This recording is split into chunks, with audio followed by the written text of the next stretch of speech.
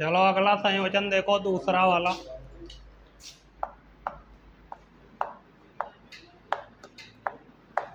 समांतर, इसका एक और नाम है क्या?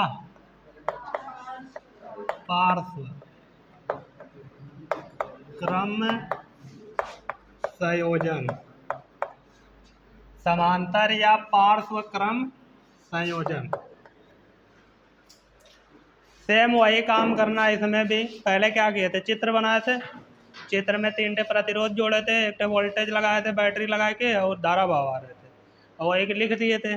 फिर ओम का नियम 3 बार लगाए थे, तीनों समीकरण वाक जोड़ दिए थे। वह काम करना है।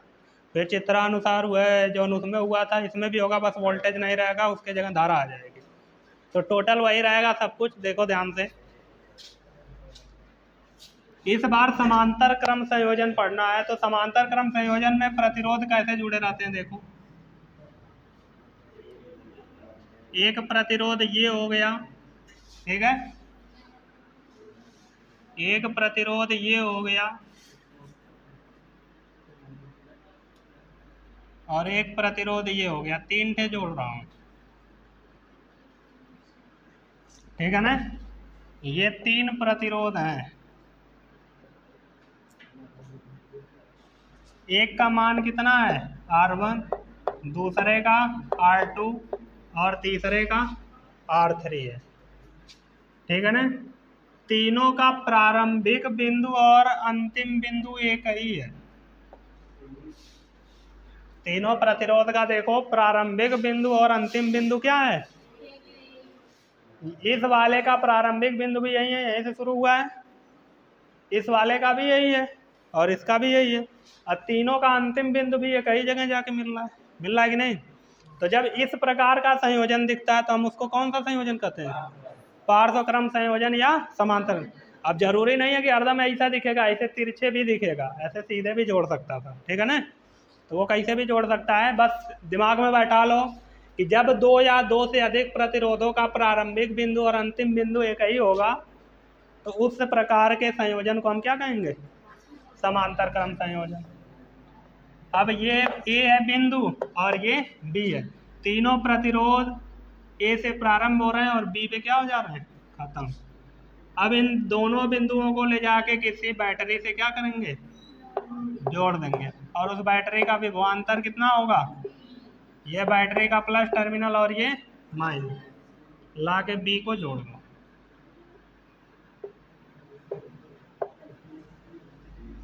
ठीक है ना।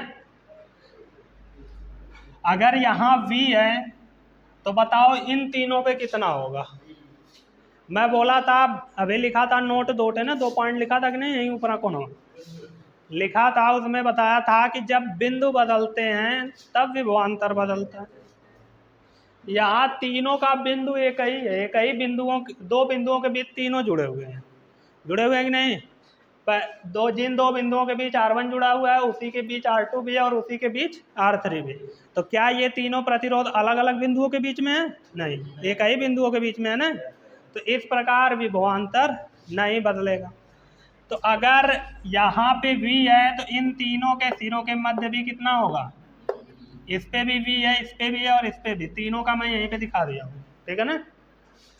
उसके बाद अब यहाँ से प्लस से धारा निकलेगी I, ऐसे घूमते फिरते यहाँ तक पहुँचेगी, पहुँचेगी नहीं। अब मैं बोलता था रास्ता बदलेगा तो धारा भी क्या होगी, तो यहाँ पे रास्ता बदल रहा है ना, धारा यहाँ तक पहुँचेगी तो उसको 3 रास्तों पे जाना है। तो कुछ हिस्सा पहले पे, कुछ हिस्सा दूसरे पे, और कुछ हिस्सा, तो मान लेते हैं पहले पे कितनी धारा गई है, पहले हिस्से में R1 में कितनी धारा गई है, I में से I1 R1 में चली गई, I2 R2 में चली गई, और जो बची खुची उसको मान लेते हैं I3 जो कि किस में चली गई, ये तीनों धाराएं ऐसे पार होके यहाँ पे आएगी, I1 यहाँ पे आएगी, I2 और यहाँ पे आएगी, और ये तीनों मिलके वापस क्या बना देंगी, और वापस भी आ जाएंगी, आएंगे कि नहीं। यही 3 भागों में बटी थी, तो ये तीनों भाग जब आपस में मिलेंगे तो वापस आई ही बनेगा ना। तो चित्रानुसार जैसे हम पहले वाले में बोलते थे श्रेणी क्रम में V बराबर V1 plus V2 plus V3, बस उसके जगह यहाँ बोलेंगे I बराबर I1 plus I2 plus I3, क्योंकि वहाँ V 3 भागों में बढ़ रहा था और यहाँ पे कौन बढ़ रहा है, बस, और कौन ज़्यादा अंतर तो नहीं लग रहा है। उसके बाद देखो जो चित्र के बारे में लिखा गया था वहीं से लिखोगे तुम लोग, मैं यहाँ नहीं लिखूंगा। क्या लिखा गया था, माना 3 प्रतिरोध श्रेणी क्रम में जुड़े हुए हैं, उसमें साफ साफ लिखे हो ना, बिना छापे हो। तो इसमें क्या लिखोगे, माना 3 प्रतिरोध समांतर क्रम में जुड़े हुए हैं जिनके मान R1 R2 R3 हैं, जिनके सिरों के मध्य विभवांतर भी है, ठीक है ना। वहाँ लिख रहे थे प्रत्येक के सिरों के मध्य विभवांतर भी है, यहाँ लिखोगे जिनके सिरों के मध्य विभवांतर भी है, तीनों के मध्य क्या है, V। और प्रत्येक प्रतिरोध में धारा I1 I2 और I3, ठीक है ना। प्रत्येक प्रतिरोध में धारा I1 I2 और I3, इतना लिख लोगे। सेम वही लिखना है जो उसमें लिख के आए हो, ठीक है ना। बस श्रेणी की जगह समांतर कर देना है और थोड़ा मोड़ा बीच में चेंज करना है।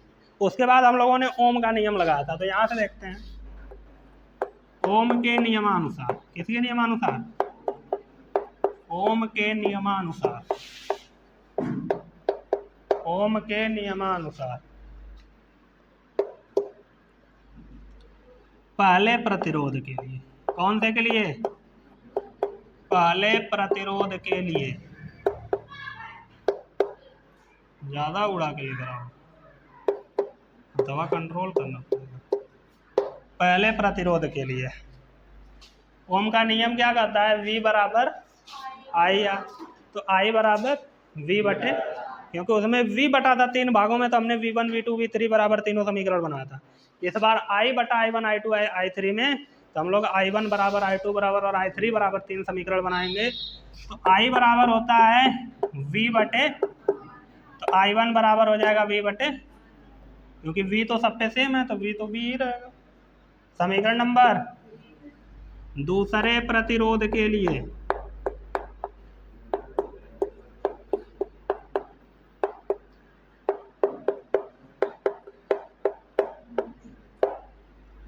I2 बराबर क्या हो जाएगा, V बटे R2। समीकरण नंबर,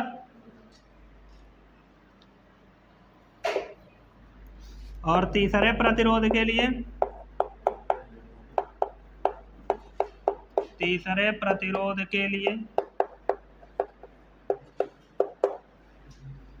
I3 बराबर क्या हो जाएगा,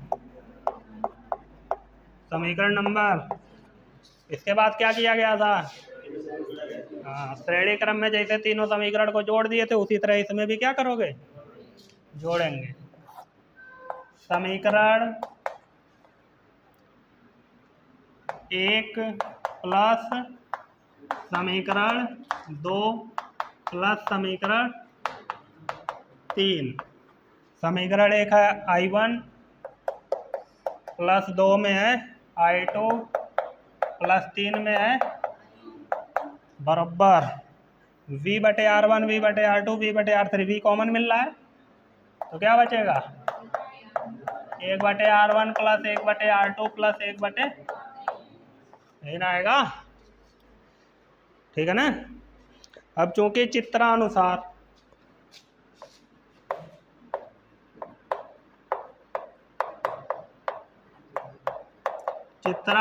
उसमें V बराबर लिए थे V1 plus V2 plus V3, क्योंकि V बटा था, इसमें I बटी है। I1 plus I2 plus I3 बराबर, यहाँ रख दो, तो I बराबर हो जाएगा V ब्रैकेट में 1/R1 प्लस 1/R2 प्लस 1/, तो समीकरण नंबर इसको बना देते हैं कितना, 4। अब फिर हुआ काम, एकदम सेम हुआ छापना है, एकदम सेम हुआ छापना है कि अब हम एक ऐसे परिपथ की कल्पना करेंगे जो दिए गए परिपथ के तीनों प्रतिरोधों के तुल्य होगा और उसे V वोल्ट की बैटरी से जोड़ा गया होगा और उसमें धारा I प्रवाहित हो रही होगी, ठीक है ना। तब ओम के चित्रवा बना देता हूँ, इन तीनों को मिला के अकेले बन गया। इसका प्रतिरोध कितना है, R, इसको भी उसी बैटरी से जोड़ा गया है, इस बैटरी का विभवांतर कितना है, V, और इसमें से धारा कितनी निकल रही है। तो इसमें अगर हम ओम का नियम लगाएंगे, ओम के नियम के अनुसार बताओ क्या हो जाएगा। I बराबर V/R, समीकरण नंबर 5। समीकरण 5 और 4 से, समीकरण 5 और समीकरण 4 से V/R बराबर आई कुल, कहा कि I बराबर दोनों। अब V/R बराबर V कोष्टक में 1/R1 प्लस 1/, V से V खत्म, 1/R बराबर आ गया 1/R1 1/R2 प्लस 1/, यहाँ पे देख रहे हो उलट के जुड़ गया सब। उसमें सीधे सीधे जुड़ रहा था, इसमें कैसे जुड़ गया, उलट के। ठीक है ना। इससे भी निष्कर्ष निकलेगा। एग्जाम्पल दे के निकालूं निष्कर्ष। सीधा समझ में आ रहा होगा कि जब उलट के जुड़ा है तो छोटा हो जाएगा। ठीक है ना।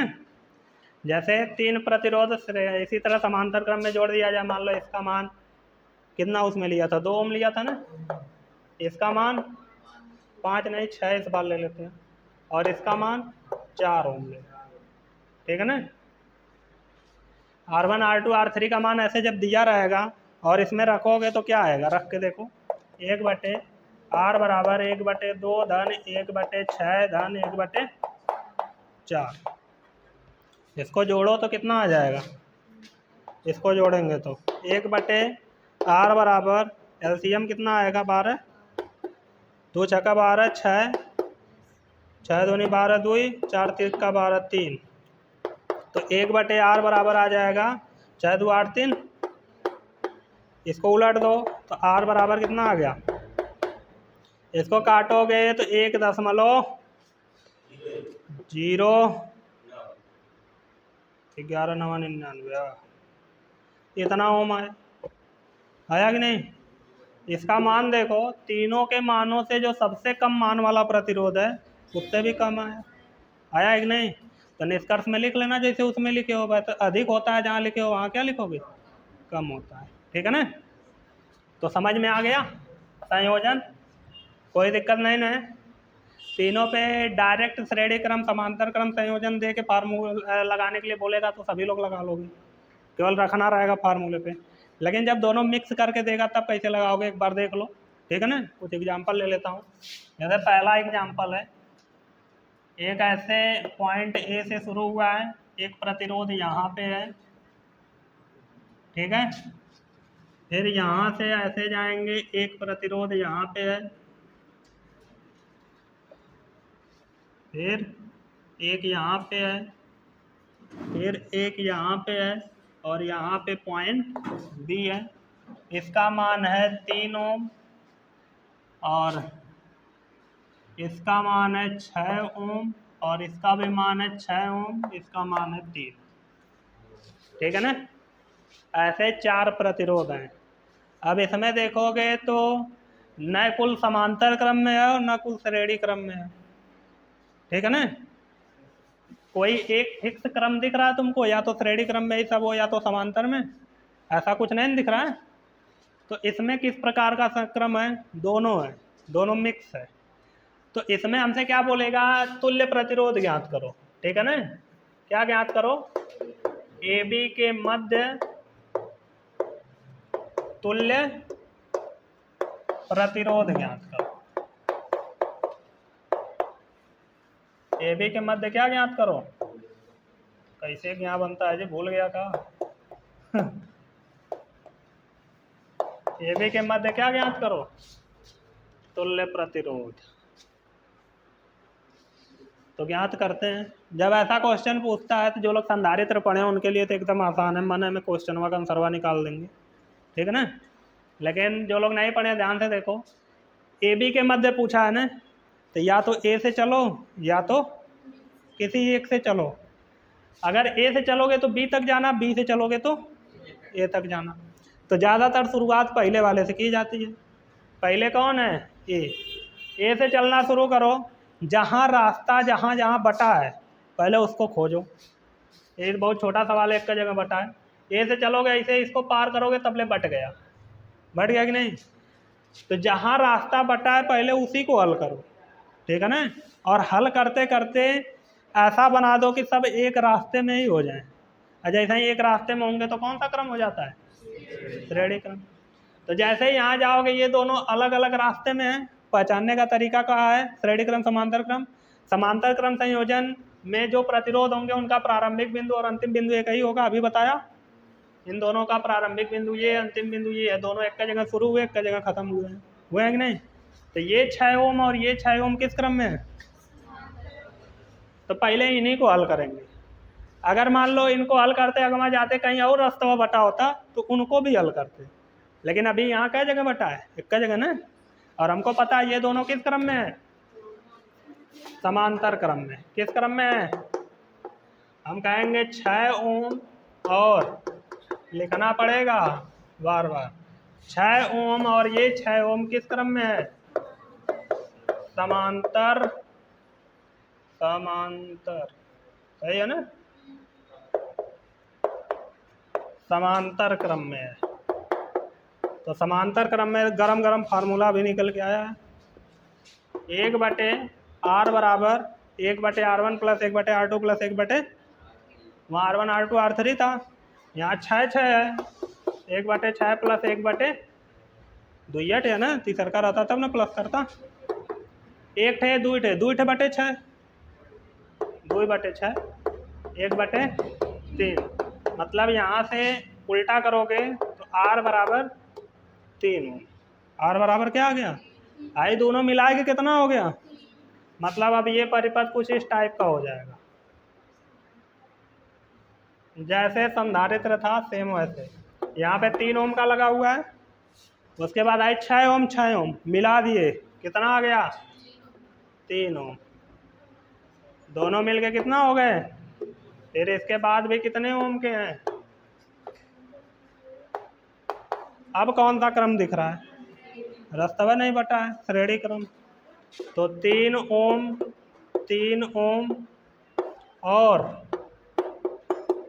यही वाला 3 ओम किस क्रम में है? श्रेणी क्रम में है। तो जब श्रेणी क्रम में होता है तो सीधे जोड़ते हैं, तो r इस बार नहीं मानेंगे क्योंकि एक बार r मान चुके हैं ना। तो r डैश बराबर सीधे जोड़ो 3 + 3 प्लस, तो r डैश बराबर क्या आ गया? 3 3 6 3। तो इस पूरे परिपथ का तुल्य प्रतिरोध कितना आया? आया समझ में? चलो इतना छाप लो, अब कल थोड़ा बढ़िया बढ़िया क्वेश्चन बताएंगे फिर आगे बढ़ें।